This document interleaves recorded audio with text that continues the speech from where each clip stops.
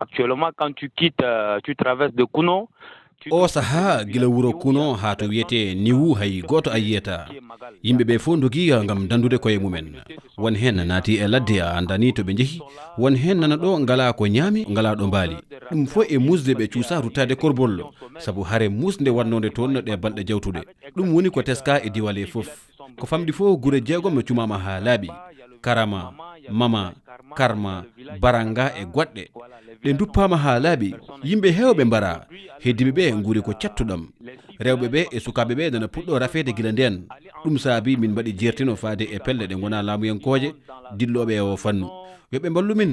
kala no yawiri ina moƴƴi minen ko e korbol min jeeya kono hay goto andiramin bonandaji ɓiɓɓe wuro ngo